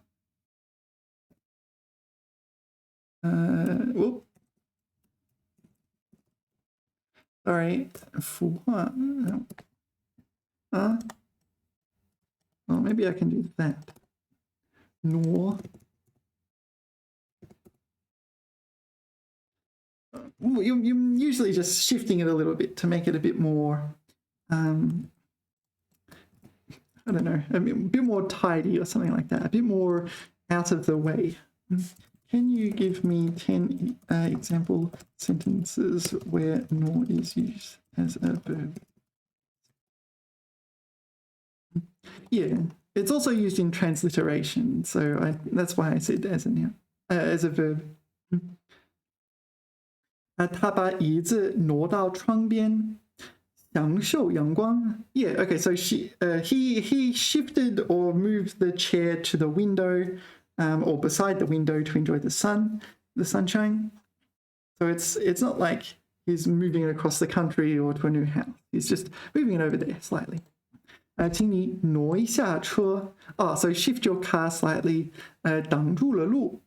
So here, this is one of these cases where you kind of infer the subject of the second clause. Normally the second clause, if it has no explicit subject stated, you would assume it continued from the first clause. However, 挡住了路, here, maybe this would be the kind of thing a person would say, and you're just meant to infer that the subject is the car and not me, because there's no logical universe where you are blocking the road, and that makes sense as a sentence. 他轻轻地挪动桌上的花瓶. So you shift the vase on the table. 调整位置 and adjust its position. 工作需要. Okay, so this is like an abbreviated way of saying 由于工作的需要, due to job requirements. 他被公司挪到了新的部门. Okay, so this is different. So he's been shifted to a new department. So this is, so he's been moved to a new department. Okay, I'm not sure. Maybe his boss says, okay, we need more manpower in that department. So go over there. Something like that. 他挪开了沙发, 发现了一枚银币. So while 挪开, moving aside, okay, moving out of the way, maybe. The sofa, you found a coin. Congratulations. Okay, 他们在狭窄的房间里挪来挪去, 整理东西. Yeah, so sometimes if you have a very small or narrow apartment, you become quite good at making space by moving things around and getting them to fit better together. You can also just throw things away, but so they're moving furniture, I guess. 为了更好的看书, 他把灯挪近一点. Got it? So maybe she had a lamp over here. It's like, oh, I can't see my book. I will shift it slightly closer, and then I will read the book. 小猫悄悄地挪到鱼缸旁, 想偷看里面的鱼. All right. So the 小猫is a kitten, or maybe it's just a cat and we think it's small. So quietly shifted itself, right? So moved towards 鱼缸. 鱼缸 is a fish. 缸 is a bowl, a vat, fish vat, or as we say, fish bowl. So the cat slowly, stealthily moved next to the fish tank. And it's like, I'm just going to watch this fish. So this gnaw, what is gnawed is the kitten. The kitten moved itself. 他把行李挪到门口, 准备出发. Yeah, that's a good one. So when you're about to leave for a journey, you might want to move your luggage, especially if it's heavy, near the front door, near the door. Maybe the taxi is like, yo, I'm here. And it's like, oh, okay. Conveniently, I'm ready. 他努力挪动受伤的腿, 试图站起来. That doesn't sound great. So she 努力, strive to move her leg that had been injured, attempting to stand up. Yeah, so that could be very disastrous. All right, that'll do. It's time for a rest. 2 hours. That's my limit, I think. Thank you all for watching. Remember to like, subscribe, and leave little comments. I don't know. Feel free to make sentences you like using such words in the textbook if you're following along. It really does encourage me when people interact in positive ways. All right, I will see you in the next video. 下次聊，拜拜。